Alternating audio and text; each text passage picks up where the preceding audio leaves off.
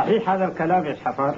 الله العظيم يا حضرة القاضي، يا المصباح البارحة شايفنه في يدي الكراني يوم يبه ها شرق وغرب.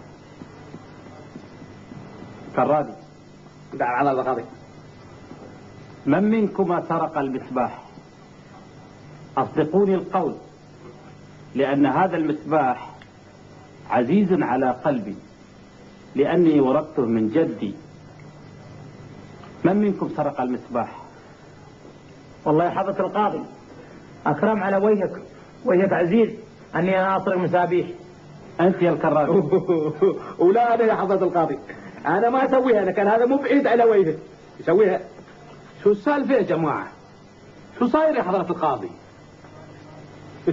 المصباح اللي كلمتك عنه أمس. حضرة القاضي، نعم. هذا نحن جالسين قدامك وفتشنا واحد واحد، واللي بتلاقي عنده المصباح ينال جزاءه. إنه لرأي سديد، وسأبدأ بك. تحت أمرك أنا. ما رأيك؟ تحت أمرك أنا. إذا تفضل. يلا تخبروني شو السالفة يا جماعة؟ اسكت يا أبو طبر وخليه يفتش حضرة القاضي. يلا تفضل يا حضرة القاضي.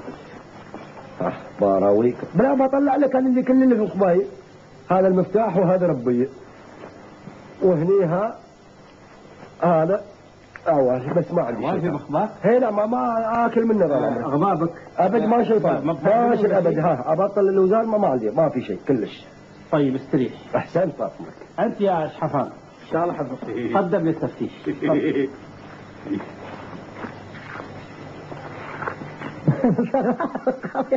أغار القاضي. لا تضحك. أغار بس. ما عندي شيء والله هذا القاضي. اذهب أنت بريء. يا كرابي. نعم يا حضرة القاضي. هذا دورك للتفتيش. إن شاء الله. قم.